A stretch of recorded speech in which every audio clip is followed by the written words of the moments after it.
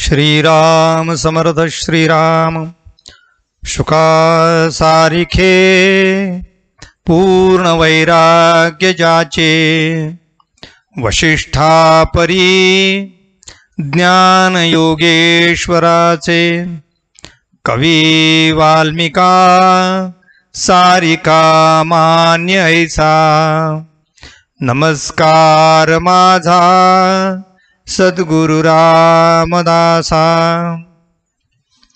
मला वाटते अंतरित्वा वसावे तुझ्या दासबोधासी त्वा बोध व्हावे अपत्यापरी पाववी प्रेम ग्रासा महाराज या सद्गुरु रामदासा। जय जय रघुवीर समर्थ सब संतन की जय। भारत माता की जय। श्रोता भक्ता श्रीराम समर्थ श्रीराम। उपस्थित सर्व साधक बंधू आणि भगिनींनो, सद्विद्येच्या लक्षणामध्ये दशक 2 समास 8 उभी क्रमांक 21 आपण पाहत आहोत। कालपर्यंत 20 उभी आपण पाहिल्या, आज 21 उभी आपण पाहत आहोत। श्रीराम समर्थ श्रीराम। मित्रपणे परहितकारी वाग्माधुर्ये परशोकहारी सामर्थ्यपणे वेत्रधारी पुरुषार्थे जगमित्र श्रीराम। श्रीराम समर्थ श्रीराम। समर्थांनी या ओवीमध्ये मित्रपणे परहितकारी, मित्र हा शब्दच सहकार्य करण्यासाठी आहे। मित्रापेक्षा जवळचं नातं कुठलं नाही आहे। जे नातं निर्व्याज आहे त्या नात्याला मित्र असं म्हणतात। ज्याच्याकडनं आपल्याला काही नको असते, फक्त देण्याची इच्छा असते, त्याचं नाव आहे मित्र।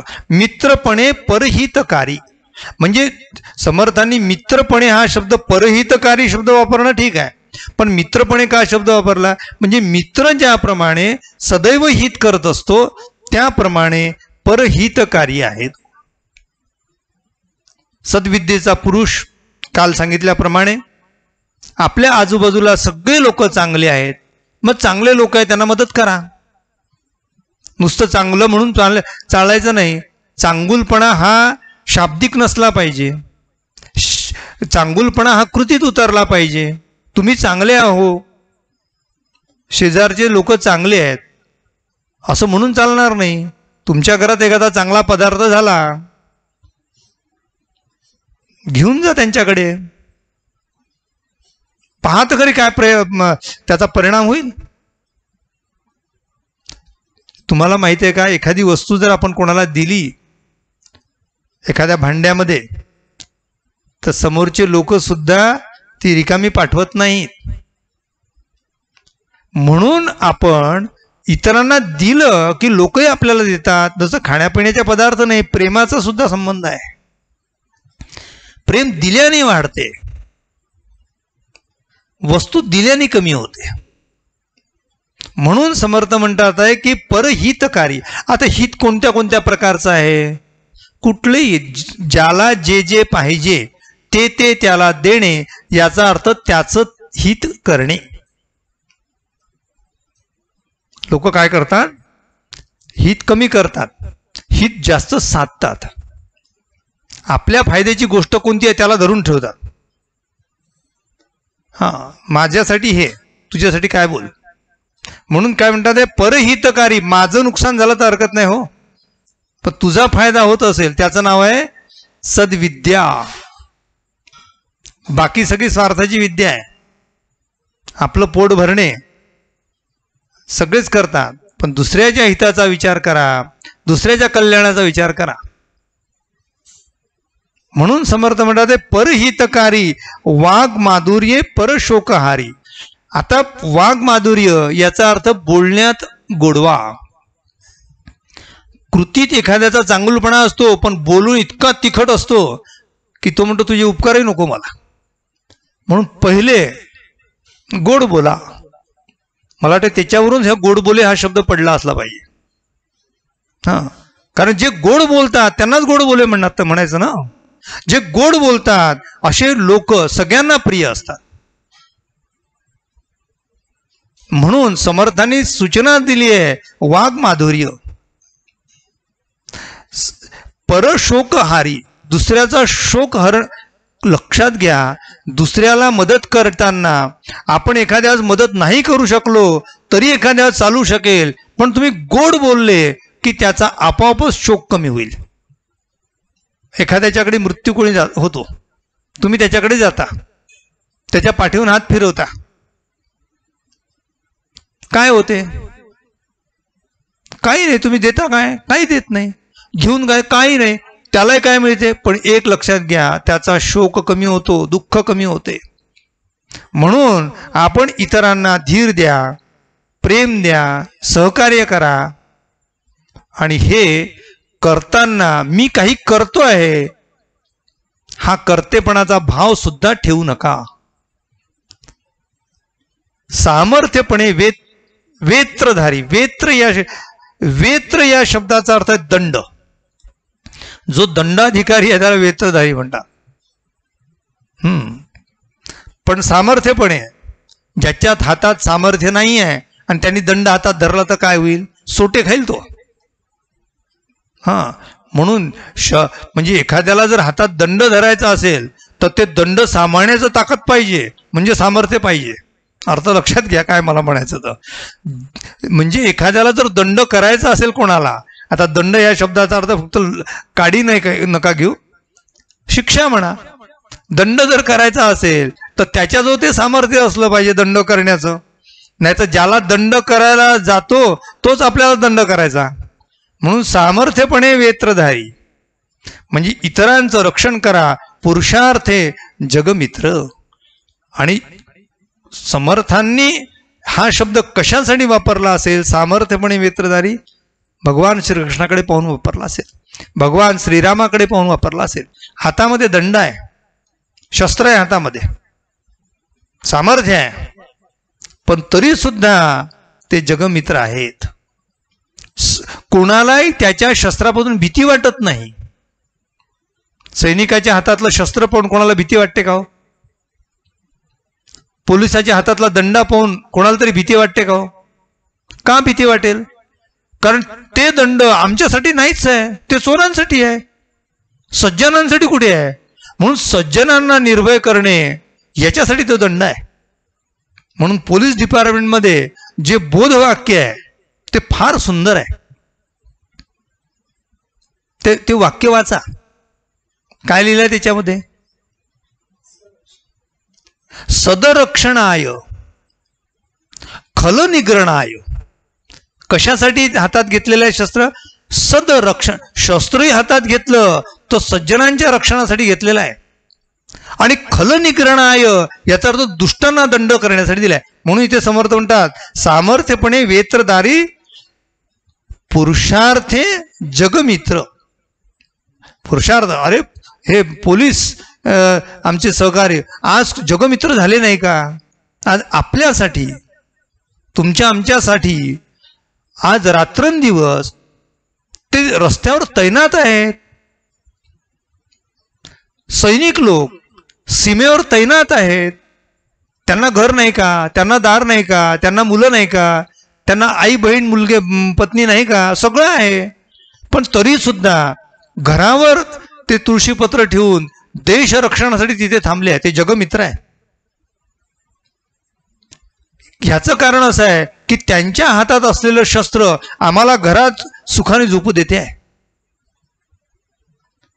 दुष्टाच्या हातातलं शस्त्र भिन्न, सज्जनाच्या हातातलं शस्त्र भिन्न. शस्त्र तेच आहे, कार्य भिन्न आहे. म्हणून जगमित्र व्हा. आणि हे कोण होतात? जे सद्विद्येचे असतील तेच. संशय छेदक. सगळे संशय कुठलाही प्रश्न असेल तो उत्तर देणारा संशय छेदक कोण? जो सद्विद्येचा पुरुष आहे तो. विशाल वक्ता, सगळे संशय छेदणारा आहे आणि मोठा वक्ता आहे. वक्ता हा मोठा आहे. सकल क्लुप्त्या असून श्रोता. अरे बापरे, हे जास्त कठीण आहे बरं. म्हणजे कसं आहे, त्याला सगळं कळते, कळत नाही अशातला भाग नाही. म्हणजे विशाल वक्ता आहे तो. सगळ्या क्लुप्त्या त्याला माहिती आहे, सगळे शास्त्र माहिती आहे, षडशास्त्र माहित आहे, चारी वेद माहित आहे, पुराण माहित आहे, ग्रंथ माहित आहे, संत माहिती आहे, सगळं माहित आहे. कुठलाही प्रश्न विचारा त्याला उत्तर माहित आहे. हे सगळं असून सुद्धा तो श्रोता म्हणून बसलेला आहे. याचं उत्तर काय? धन्य. ती सद्विद्या आहे. सांगणारा मनुष्य कोणाचं ऐकत नाही ही एक भानगड आहे. जो वक्ता असतो ना, तो वक्ता कोणाचं ऐकतच नाही.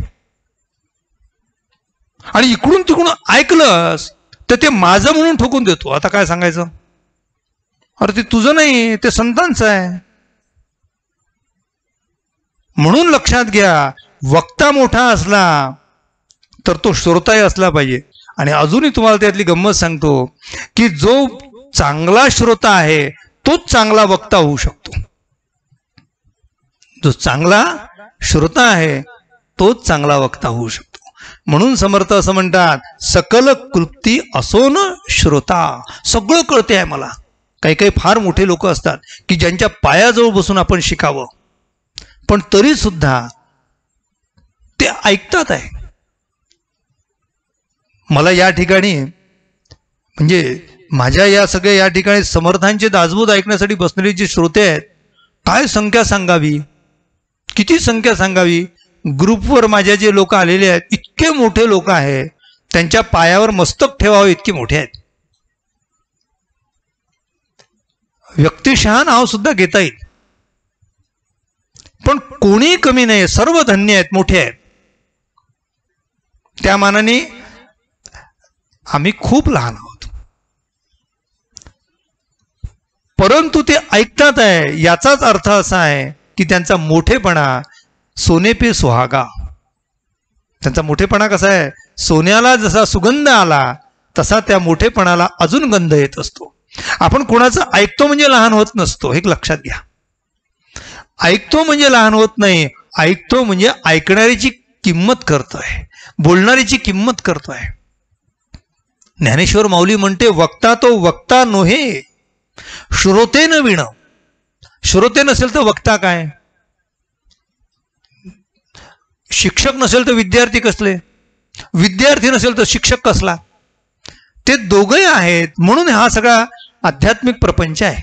म्हणून समर्थ म्हणतात आहे, कथा निरूपणी शब्दार्थ जाऊन नेदी. कुठलीही गोष्ट सांगत असताना एक शब्द चुकू देणार नाही किंवा एकही शब्द न सोडणार.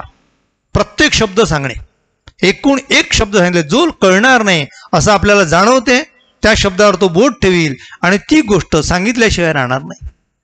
आमच्या कीर्तन प्रवचनकारांचे या बाबतीत खासियत आहे. माझे सगळे कीर्तनकार प्रवचनकार अतिशय जवळचे आहेत. मी धन्य धन्य त्या सगळ्या कीर्तनकार प्रवचनकारांना म्हणेल. अभंग हातात घेतला तो तो समोरच्याला समजलाच पाहिजे. एकूण एक शब्द समजला पाहिजे, शब्दार्थ तरी कमीत कमी समजला पाहिजे. हो, उठून घरी जाताना श्रोत्यांच्या मनामध्ये चाल घोळता कामा नये, शब्द घोळले पाहिजे. घरी जात असताना शब्दार्थ त्यांना आठवला पाहिजे. चाल नाही आठवली तर चालू शकते, कारण शब्द हे फोल आहेत, अर्थ हे सार आहेत. शब्दाला किंमत कमी आहे. हा सर्व वरपांगी भाग आहे. शब्दही हा वरपांगी आहे, चालही वरपांगी आहे, सगळ्या गोष्टी वरपांगी आहे. पण त्यातला जो दडलेला अर्थ आहे तो त्या श्रोत्यांच्या मनामध्ये घोळत राहणे, तो धन्य वक्ता. म्हणून समर्थ इथे शब्द सांगतात ते निरूपणी आणि कथा निरूपणी. याचा अर्थ कीर्तनात, कथा कीर्तनामध्ये शब्दार्थ सांगणं आमच्या सर्व कीर्तनकारांच्या बाबतीत ही विशेष खासियत आहे. काय सुंदर सांगतात. तसा अर्थ कुठेच पाहायला मिळत नाही. याचा अर्थ त्यांचं चिंतन आहे, मनन आहे, आणि त्यामुळे ते गोष्टी सांगू शकतात. समर्थ पुढे म्हणतात आहे, श्रीराम समर्थ श्रीराम विवादरहित संवादी. कुठलाही विवाद नाही, भांडण नाही. संगरहित निरोपाधी दुराशारहित अक्रोधी निर्दोष निर्मत्सरी श्रीराम. सगळे शब्द वापरले समर्थाने. निर्विवादी, कुठलाही विवाद नाही. विवाद नाही म्हणजे तुटे वाद संवाद तो हितकारी. कोणाशी बोलत असताना जर आपला वाद वाढत असेल तर तो वाद वाढण्यापेक्षा न बोलणं चांगलं असते.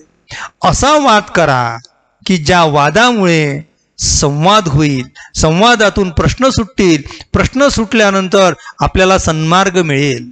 म्हणून समर्थ म्हणतात विवाद रहित संवादी.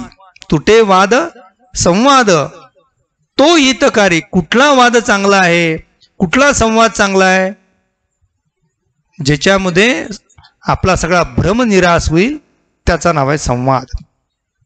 संगरहित, कुठल्याही प्रकारचा संग नाही, निसंग. निरुपाधी, कुठलीही उपाधी नाही.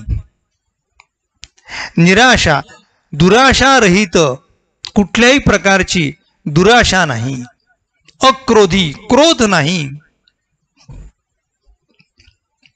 निर्दोष, कुठलाही दोष नाही. निर्मत्सरी, कोणाचाही मत्सर नाही. कोण राहू शकतो असं? फक्त सद्विद्येचा पुरुष. जो सद्विद्येचा पुरुष आहे तोच फक्त राहू शकतो. सद्विद्येचा पुरुष याचा अर्थ त्यांनी अभ्यास करून प्राप्त करायचा अभ्यास आहे. तो अभ्यासाने प्राप्त होते. अभ्यासेप्य समर्थ होसी. अभ्यासाने ते समर्थ होऊ शकतात, शक्य नाही बाकी. म्हणून अभ्यास करावा लागेल. विमल ज्ञानी, विमल या शब्दाचा अर्थ शुद्ध. श्रीराम समर्थ श्रीराम विमल ज्ञानी निश्चयात्मक समाधानी आणि भजक सिद्ध सोनी साधक साधन रक्षी श्रीराम. एक गोष्ट फार इथली समजून घेण्यासारखी आहे. समर्थ म्हणतात विमल ज्ञानी, शुद्ध ज्ञानी आहे. शुद्ध ज्ञानी म्हणजे खरं आत्मज्ञानी आहे. निश्चयात्मक आहे. काल मगाच आपण विचार केला आपण मागच्या प्रवचनामध्ये की त्याची निश्चयात्मक आहे, दृढ अपरोक्ष ज्ञान आहे. पुढे काय म्हटलंय? समाधानी आणि भजक आहे. समाधानी झाला आहे, त्याला सगळं कळलंय, परंतु भजक आहे, तरी सुद्धा भजन करतो. सिद्ध आहे परंतु साधक आहे. तुम्हाला साधक हा शब्द 4 प्रकारचे आपल्याला माहिती आहे. बद्ध, मुमुक्षु, साधक आणि सिद्ध. ही वरची पायरी आहे. म्हणजे बद्धापेक्षा श्रेष्ठ मुमुक्षु, मुमुक्षापेक्षा श्रेष्ठ साधक, आणि साधकापेक्षा श्रेष्ठ सिद्ध. मग आता समर्थ इथे सांगतात आहे सिद्ध असूनही साधक. सिद्ध असून साधक म्हणजे काय? त्याची वरची पायरी आहे पण खालची पायरी सोडली नाही आहे. म्हणजे ज्ञान वरचं प्राप्त केलं आहे तरी सुद्धा लहानपण सोडलेलं नाही आहे. सगळं कळलेलं आहे पण तरी सुद्धा तो लहानपण धारण करतोय. मला तुम्ही सांगा, गणित शिकवणारे शिक्षक गणित शिकवत असताना पहिल्या दुसऱ्या वर्गातल्या मुलाला हातात पाटी घेतात, पेन्सिल घेतात, गणित करून दाखवतात. 1 + 1 बरोबर किती झाले रे बाळा? 2. मग त्याला 1 आणि 1 2 कळतो, पण 2 आणि 2 किती झाले त्याच्या लक्षात येत नाही. मग खाली मण्या दिलेल्या असतात, त्या मण्यांच्या 2 मणी ओढतो आणि मग म्हणतात पुढचे मणी कोणते? पुढचे हे 2. आता मोजभर सगळे. मग तो 1 2 3 4 असं म्हणतो. याचा अर्थ काय? 2 आणि 2 4. आता हे गुरुजींना कळत नव्हतं का? त्यांनी सरळ का सांगितलं नाही 2 आणि 2 4? पाटी कशाला हातात घेतली? सिद्ध असून साधक. तो सिद्ध आहे, त्याला सगळं कळते, तरी सुद्धा कोणासाठी साधन झालाय, साधक झालाय? तो इतरांसाठी. म्हणून समर्थ म्हणतात आहे की माणसाला जरी त्याला ज्ञान झालं असेल, सगळं कळलं असेल, तरी सुद्धा त्याची साधन मार्ग सोडताय. साधन मार्ग न सोडण्याचं दुसरं एक कारण, साधन मार्ग जर सोडला तर मागल्या पिढीनी मुमुक्षांनी कोणाचं अनुकरण करावं? अनुकरण करायला कोणी असलं पाहिजे की नाही? आपण मनुष्य अनुकरण प्रिय आहे. त्यांनी तसं केलं म्हणून असं केलं. आजी हातात माळ घेते म्हणून नातू पुढे हळूहळू हातात माळ घेतो. आजी डोळे बंद करते म्हणून नातू डोळे बंद करतो. आजी हातातले मणी असे ओढते, तोही ओढतो. त्याला राम राम माहीत नाही, त्याचं काही नाव घेत नाही, पण आजीसारखा नक्कल करतो की नाही. आजी का करते? आजीला माहित आहे माळ नाही घेतली तरी मी जप करू शकते. मग तरी आजी का माळ घेते? याचं कारण नातवानी घ्यावी म्हणून, दुसरं काही नाही. म्हणून म्हणताय सिद्ध असूनी साधक. रक्षी साधन रक्षी, म्हणून तो साधन रक्षण करतो. हे साधन आहे. सुखरूप, सुखरूप, संतोषरूप, आनंदरूप, हास्यरूप, ऐक्यरूप, आत्मरूप, सर्वत्रासी श्रीराम. सगळ्या दृष्टीने तो प्रसन्न आहे. जो खऱ्या अर्थाने सद्विद्येचा पुरुष आहे तो प्रसन्न सुखरूप असला पाहिजे. त्याला दुःखाचं कारणच नाही ना, तो सुखरूप आहे. कारण कशाला त्याला दुःखच होणार नाही. येता तरी सुखे या आणि जाता तरी सुखे जा. काही आम्हाला दुःख नाही. आले तर तुमचं घर आहे, नाही आले तर ते साधकांचं घर आहे, काही फरक पडणार नाही. म्हणून सुखरूप आहे, संतोष रूप आहे. दिलं तरी आनंद, नाही दिलं तरी आहे. दे उसका भला, न दे उसका भी भला. आनंद रूप, हास्य रूप. हास्य रूप म्हणजे प्रसन्न मुद्रेचा असला पाहिजे. लोक असे बसतात, अरे बापरे काय झालं विचारलं, काही नाही झालं. काय झालं? काय काही झालं नाही. मग असं काय जरा प्रसन्न राहा ना. मला वाटलं तुझे काही जहाजं बुडली की काय. म्हणून प्रसन्न राहायला पाहिजे. लोकांना हसणं विकत घ्यावे लागते. हसला तर भाग्यवान समजतात. हां, पण लक्षात घ्या, जो मनुष्य हसतो त्याचा नुसता चेहरा प्रसन्न होत नाही, तर त्याचं मन सुद्धा प्रसन्न होते, तन मन शुद्ध होते. आणि म्हणून त्यासाठी सदैव हसलं पाहिजे. आणि हसलं पाहिजे म्हणजे त्या हसण्याचे 8 प्रकार आहेत. आता मी सांगत बसत नाही, कारण माझी पुन्हा वेळ जातो, कारण माझा थोडाच वेळ राहिला. तर ते 8 प्रकार आहे, त्यातला एक प्रकार तुम्हाला फक्त सांगतो, स्मित हास्य. तो महत्वाचा आहे. आपण सदैव हास्य चेहरा. आरशात पहा ना तुम्ही. आरशात पाहिल्यानंतर तुम्ही कसे चांगले दिसता हे मी नाही सांगणार. आरशात पहा, जसे तुम्ही चांगले दिसता तुम्ही स्वतःला, तसं लोकांना सुद्धा तुम्ही चांगले दिसता.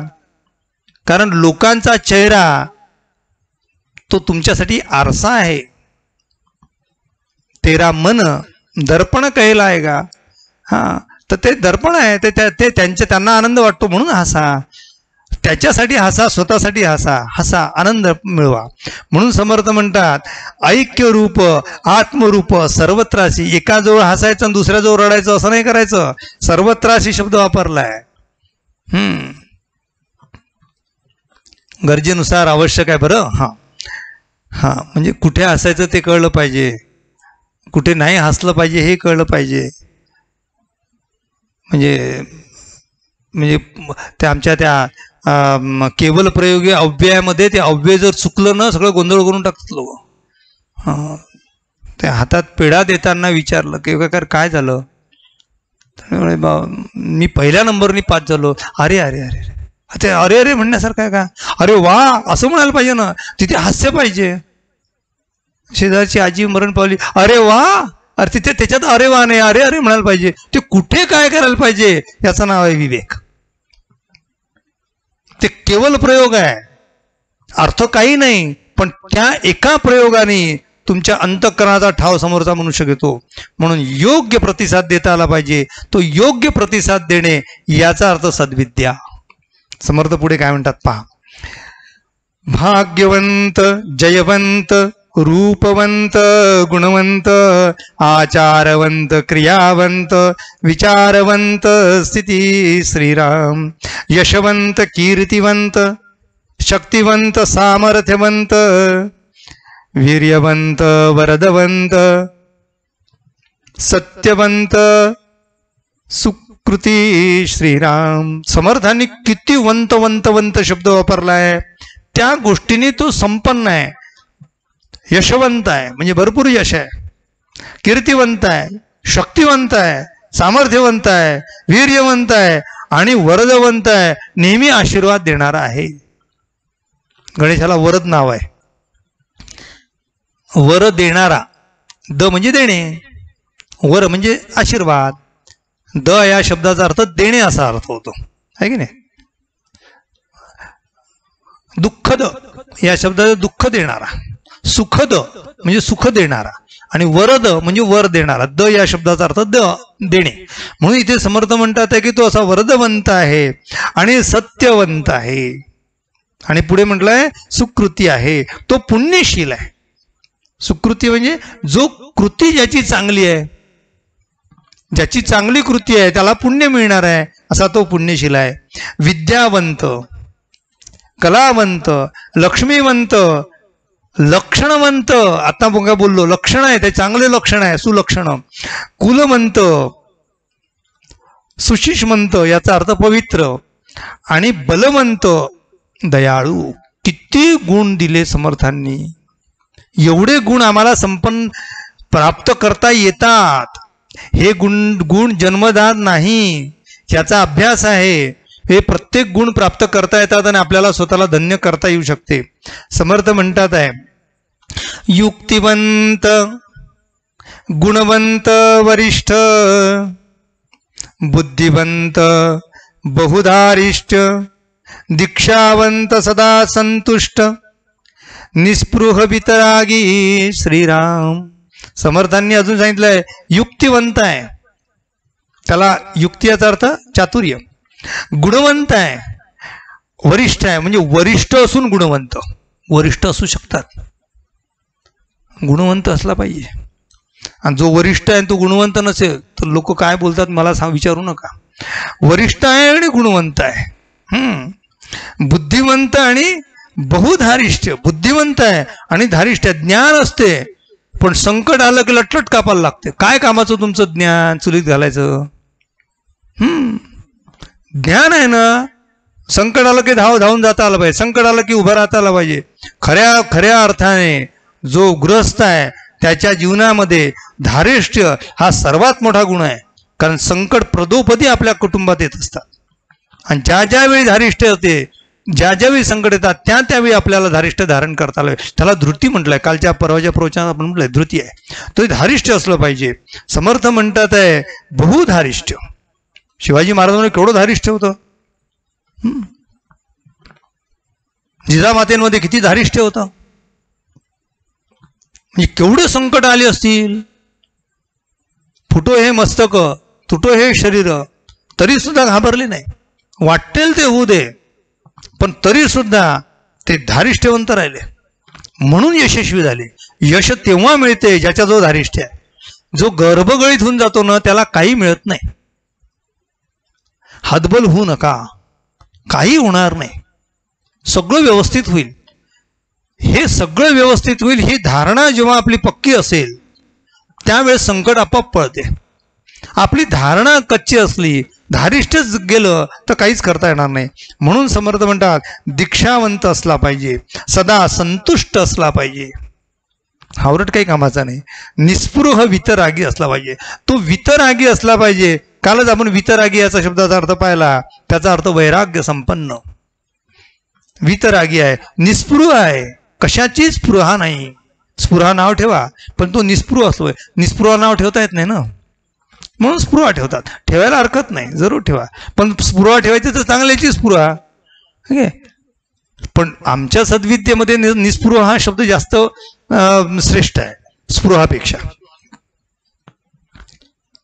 असो ऐसे उत्तम गुण. आता समास संपतोय, 2 मिनिटं पुढे जाऊ. असो ऐसे उत्तम गुण, हे सद्विद्येचे लक्षण, अभ्यासाया निरूपण, अल्पमात्रे बोलले. एवढं सांगून समर्थ म्हणतात अल्पमात्रे बोलले. म्हणजे याच्याशिवाय हजारो गुण आहेत, की जे आम्हाला अभ्यासून प्राप्त करताय. अभ्यास आहे या शब्दाचा अर्थ. अभ्यास केला की हे सगळे गुण आम्हाला प्राप्त कर. एकही यातला गुण जन्मजात नाही. सगळ्यांनी लक्षात ठेवा, जे जन्मजात गुण आहे ते फार काळ टिकणारे नाहीत. त्यांची फार किंमतही जगात नाही. एक विशिष्ट वेळात विशिष्ट काळात लग्न ठरत असेल, लग्नाची असेल तर सौंदर्य पाहतात. पण लग्न झाल्यानंतर ती नुसती सौंदर्यवान आहे आणि तिला फक्त बैठकीमध्ये ठेवा असं होत नाही. तिला काम करावं लागते, तिला सुगरण ठरावे लागते, बाहेर जाऊन पैसे कमवावे लागतात, सगळ्यांशी गोड बोलावं लागते. हे सगळे गुण आहेत. प्रथम दर्शनी एक गुण आहे, पण ते कायमस्वरूपी चालणार नाही. मला पहा आणि फुलं वाहा, काय कायमस्वरूपी नाही ते थोड्या वेळासाठी आहे. म्हणून समर्थांनी पुढची वेळेला रूप लावण्य अभ्यासिता नाहीये, ही समर्थांनी दासबोधामध्ये 2 ठिकाणी एक सारखी ओवी वापरली आहे. म्हणजे आता दशक 2 आणि समास 8, ओवी क्रमांक 30, 31 ओवी, ओवी क्रमांक 31. पण समर्थ दशक 14 समास 6 ओवी क्रमांक 1 त्याच्यात सुद्धा चातुर्य लक्षणामध्ये पहिली ओवी वापरलेली आहे. कोणती वापरली आहे तीच सांगतो. समर्थांचा इतका विश्वास आहे अभ्यासावर, इतका दृढ विश्वास आहे की समर्थांनी जागोजागी म्हटलंय, यत्न तो देव जाणावा. समर्थ तर अधिकारवाणीने सांगतात आहे. आणि म्हणून ते म्हणतात आहे, रूप लावण्य अभ्यासिता न ये. रूप आणि लावण्य. किती दिवस तुम्ही ब्युटी पार्लरमध्ये बसले, म्हणजे मी असं म्हणत नाही स्त्रियांचेच ब्युटी पार्लर असतात, आता पुरुषांची सुद्धा झाले आहेत असं मी ऐकतोय. आपल्याला काही त्याचा फार अनुभव नाही आहे म्हणून सांगतोय, रूप लावण्य अभ्यासिता नाहीये. ते अभ्यासून येत नाही. 2 मिनिटासाठी लग्नामध्ये मेकअप केला म्हणतात, म्हणजे 2 तासात मेकअप चालला जातो. रूप लावण्य अभ्यासिता नाहीये. जन्मजात आलेलं सौंदर्य आणि टेम्पररी आलेलं ते सौंदर्य किंवा आता काही लावून देऊन आलं ते हे अभ्यासाने येणार नाही. ठीक आहे, म्हणून त्याच्या भानगडीत पडू नका. पण सहज गुणाशी नचले उपाय, याला सहज गुण म्हटलाय. सहज याचा अर्थ सहज जन्मलेले, सहज गुण आहे ते, जन्माबरोबर, सहज जन्माबरोबर आलेले आहेत. म्हणून ते म्हणतात आहे, सहज गुणाशी न चले उपाय, काहीतरी धावी सोय आगांतुक गुणाची. हे आगांतुक गुण जे आहे, हे आगांतुक गुण म्हणजे हे सद्विद्येचे लक्षण, ही विद्येची लक्षणं शिका, अभ्यासा. याच्यातला कुठला गुण माझ्यामध्ये नाही. खरं सांगतो, समर्थांच्या या वाणीमध्ये एक जर गुण आम्ही ज्ञानेश्वरीमध्ये म्हटलंय, एक तरी ओवी अनुभवावी. एक जरी ओवी अनुभवली तरी जीवन धन्य होते. तशी याच्यातली एक शब्द जरी आम्ही अनुभवला आणि आम्ही आमच्या अंतःकरणात ठासून घेतला तर जीवन धन्य. शेवटची ओवी वाचतो. श्रीराम समर्थ श्रीराम. ऐसे हे सद्विद्या बरवी, सर्वत्रापासी असावी, परिविरक्त पुरुषे अभ्यासावी, अगत्य रूपे श्रीराम. एक फक्त मी एक सांगतो, म्हणजे विरक्त पुरुषे अभ्यासावी, अगत्य रूपे म्हणजे कोणी अभ्यासावी, सगळ्यांनी अभ्यासावी, पण विरक्त आणि तो विशेष अभ्यासावी. का अभ्यासावी उद्याच्या प्रवचनात पाहू. इति श्री दासबोधे गुरु शिष्य संवादे सद्विद्या निरूपण नाम समास अष्टम. श्रीराम श्रीराम समर्थ श्रीराम. यापुढे झाले साधनाचे फळ वाचावी आणि त्या ओवी संपल्यानंतर पुढच्या समासाची पहिली ओळ. श्रीराम समर्थ श्रीराम. ऐका विरक्ताची लक्षणे, विरक्ते असावे कोण्या गुणे, येणे अंगी सामर्थ्य बाणे, योगियाचे श्रीराम. श्रीराम समर्थ श्रीराम. जय जय रघुवीर समर्थ. उपासनेला दृढ चालवावे, भूदेव संतासी सदा नमावे, सत्कर्मयोगे वय घालवावे, सर्वामुखी मंगल बोलवावे. जय जय रघुवीर समर्थ, श्रोता भक्ता श्रीराम समर्थ श्रीराम.